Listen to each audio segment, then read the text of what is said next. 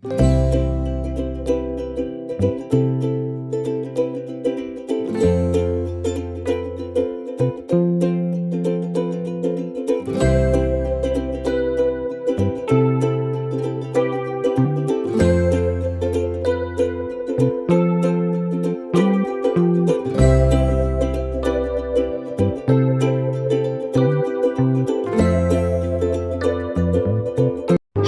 हाय, नमस्कार. कशा आहात सर्वजण? माहीत असणार तर चला आज तुमच्यासोबत मी शेअर करणार आहे माझं रुटीन. आणि त्याचबरोबर आज सकाळी सकाळी निघाली होती मी गार्डनला जाण्यासाठी. तर म्हणलं आज चला गार्डनला जाऊया, पोरांना पण सुट्ट्या लागलेल्या आहेत आणि मस्त अशी मी वॉकिंग केलेली आहे. आणि सकाळचं इतकं फ्रेश वातावरण होतं ना, खरंच खूप छान वाटत होतं. त्याचबरोबर मी थोडंसं मेडिटेशन वगैरे केलं. त्यानंतर मी घरी आली. घरी आल्यानंतर सगळ्यात पहिलं मी काम जे केलेलं आहे ते म्हणजे झाडांना पाणी टाकलेलं आहे. कारण की ऊन असं प्रचंड प्रमाणात वाढलेलं आहे ना, काय सांगायलाच नको. कारण की ऊन पण वाढलेलं आहे आणि त्याचबरोबर झाडं खूप लवकर पाणी सुकते नाही का झाडांचं सुद्धा.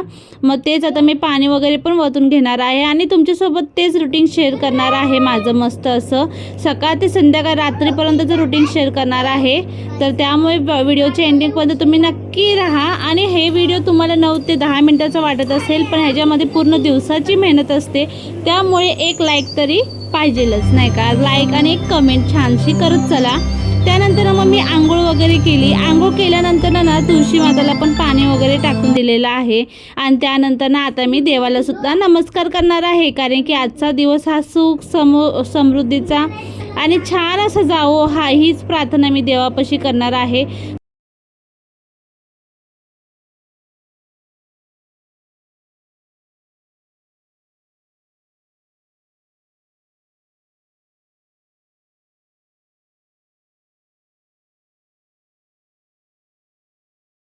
सकाळपासून ते रात्रीपर्यंत तुम्ही जे करतात ना ते कुठल्याही ऑफिस जॉबपेक्षा कमी नाही, हे तर तुम्हाला माहितीच असेल.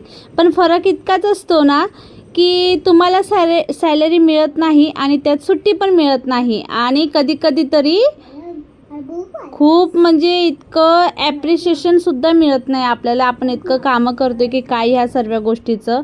पण एक गोष्ट लक्षात ठेवा, तुमच्यामुळेच घर चाललं आहे, तुमच्यामुळेच सगळ्यांचं जीवन व्यवस्थित चाललं आहे. तुम्ही एक हाऊसवाईफ आहात, पण तुम्ही एक मॅनेजरसुद्धा आहात आणि एक कुकसुद्धा आहात आणि एक टीचरसुद्धा आहे. आपण ह्या सर्व गोष्टी आपण करू शकतो, जे फक्त आणि फक्त स्त्रीच करू शकते. आणि सगळ्यात महत्त्वाचं म्हणजे एक स्ट्रॉंग वुमन पण आहेत आपण.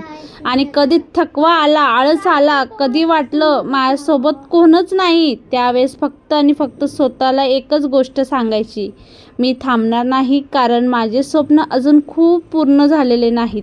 तुमचं अस्तित्व फक्त किचनपुरतं मर्यादित नाही ठेवायचं कधीच. कारण की आपण त्याच्यावरच्या पण गोष्टी विचार करू शकतो आणि करायलाच पाहिजे. त्याशिवाय आपले स्वप्न हे कधीच पूर्ण होत नसतात. त्याचबरोबर तुमच्यात खूप टॅलेंट असतो, पण आपण ती टॅलेंट लोकांसमोर आपल्याला दाखवता येत नसते नाही का. आणि आजपासून स्वतःसाठी एक 10 मिनटं तरी काढत चला. आणि आज मी तेच केलेलं आहे. सकाळ सकाळी मस्त असं मी सकाळी स्वतःला टाईम काढून मी गेलेली आहे 1 तासभर. स्वतःवर प्रेम पण करत चला आणि स्वतःची किंमत ही स्वतःच ओळखा. दुसऱ्यांनी आपली ओळखण्यापेक्षा आपण स्वतः पहिलं स्वतःची किंमत करायला चला. कारण की कसं आहे ना माहिती का, आजकाल ना जेव्हा तुम्ही खुश दिसतात ना तेव्हाच तुमचं घरही खुश राहतं. आणि म्हणूनच स्वतःला मोटिवेट करत चला. आणि लक्षात ठेवा, तुम्ही कमकुवत नाहीत, तुमची घराची ताकद आहात. आणि ह्या गोष्टी सर्व लक्षात ठेवूनच आपण पुढं जायला पाहिजे. आणि आपले जे पण स्वप्न आहेत ना ते आपण स्वतःच्या दमवर पूर्ण केले पाहिजे, असं तरी माझं मत आहे. आणि मी ते तर करणार आहे, माझं पण तेच प्रयत्न चालू आहे. मी पण तुमच्यातलीच एक आहे. आणि मला सुद्धा खूप म्हणजे खूप गोष्टी आहेत ज्या इच्छा माझ्या पूर्ण करायच्या आहेत. पण खूप जण पाय खेचणारे असतात आणि ते पण आपल्या घरापासून सुरू असते बरं का, कोणत्याही गोष्टीची सुरुवात. त्यामुळे ना मला घरच्यांना सुद्धा काहीतरी काय करून दाखवायचं आहे. त्यांना खूप वाटते की मी काहीच करू शकत नाही, पण मला माझ्या स्वतःवर खूप विश्वास आहे आणि मी करून दाखवणारच. आणि आज सकाळी नाश्त्यामध्ये सुद्धा मी मस्त असं उत्तप्पे बनवले होते, कारण की पोरांना रोज रोज काहीतरी नवीन नवीन नाश्ता लागतो. आता सुट्ट्या चालू झालेल्या आहेत, पण आरवचा सध्या क्लास वगैरे तर चालूच आहे. मग मी जाऊन आल्यानंतर पटकन अशी आंघोळ वगैरे केली. त्यानंतर मस्त असं रव्याचे उत्तप्पे करून घेतलेले आहेत आणि त्यालासुद्धा दिले आणि खूप छान हेल्दी असा नाश्ता झालेला बरं का. आणि गरम तर इतकं होतं ना, सकाळी उठल्याबरोबर गरम जे सुरुवात होते ते रात्री झोपेपर्यंत गरमी होत असते. आणि दोघं मयंक आरव मस्त मिळून खात आहेत आणि मी माझ्यासाठी पण नंतर एक उत्तप्पा बनवून घेतलेला आहे. तर एकच्या जागी मी तर 2च खाल्लेले. इतके टेस्टी आणि मस्त झाले होते बरं का. तर मस्त अशी बघा रवा उत्तप्पा झालेला आहे.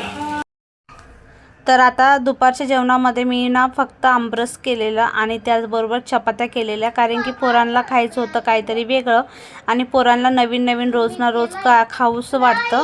त्यानंतर संध्याकाळी मस्त असे पॉपकॉर्न बनवले होते मी. पूर्ण दिवसभराचं तर असं मी रुटीन व्यवस्थित तुमच्यासोबत जे जे खाल्लं काय नाही ते सर्व गोष्टी शेअर केलेल्या आहेत.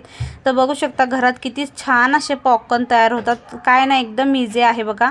फक्त तेलामध्ये आपले पॉपकॉर्नचे ते वेगळे मका मिळतात ते टाकायचे, हळद टाकायची, मीठ टाकायचं आणि ते टाकून झाकून ठेवायचे मीडियम गॅसवर.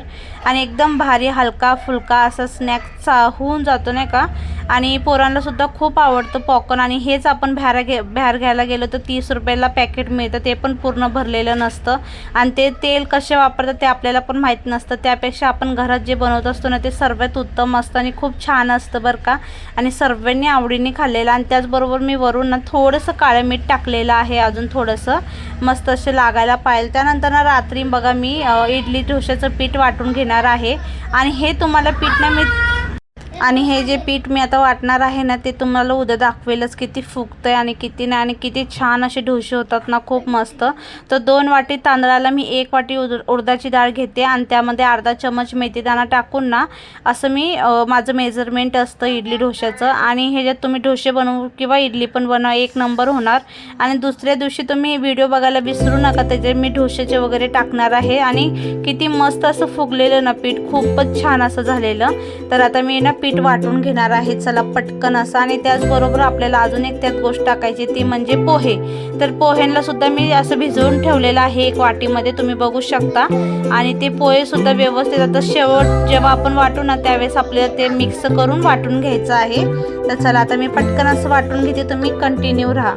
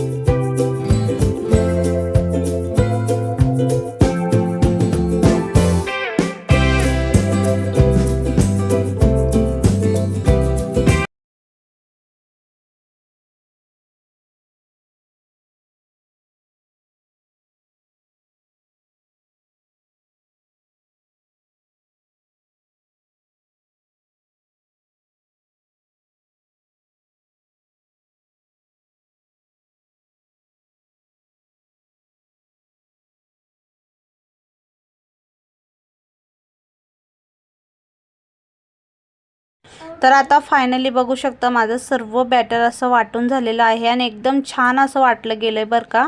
आणि आता हे वाटून झाल्यानंतर ना आपल्याला काय करायचं, हाताच्या साहाय्याने किंवा आपल्या उलटण्याच्या किंवा चमच्याच्या साहाय्याने व्यवस्थित असं सर्व एकजीव पीठ करून घ्यायचं आहे. ही सर्वात मेन बेसिक टिप असते बघा, कारण की ना मग मस्त असं पीठ फुगतं आपलं. असं हाताने व्यवस्थित एकाच डायरेक्शनमध्ये ना आपल्याला एक 4 ते 5 मिनटं फिरवून घ्यायचं आहे व्यवस्थित, असं सर्व व्यवस्थित मिक्स व्हायला पाहिजे. तर आता तेच मी आता मिक्स करून घेणार आहे, बघू शकता तुम्ही व्यवस्थित असं. आणि तुम्ही जरा बाहेरचा आवाज येत असेल त्याला थोडंसं इग्नोर करा, कारण की आता पोरांना सुट्ट्या असल्यामुळे ना घरात खूपच आवाज होत असतो. त्यामुळे मला काल व्हिडिओ पण सोडता आला नाही, त्यामुळे थोडंसं ॲडजस्ट करत चला. मग आता बघा मी मिक्स करून घेत आहे. आणि त्याचबरोबर तुम्हाला माझे व्हिडिओ कसे वाटतात तेही तुम्ही मला नक्की कमेंट करून नक्की कळवत चला ना, आणि त्यात काय बदल मी करायला पाहिजे तेही मला सांगा, म्हणजे मी करेल पुढच्या नेक्स्ट ब्लॉगमध्ये. तर आता बघू शकता व्यवस्थित असं मी मिक्स करून घेतलेलं आहे. आणि मिक्स करून झाल्यावर ना आता जे आपलं मिक्सरचं भांडं आहे ना त्यामध्ये पण मी थोडंसं पाणी वतून ना आता ते पण पाणी त्यात टाकून मिक्स करून ठेवणार आहे.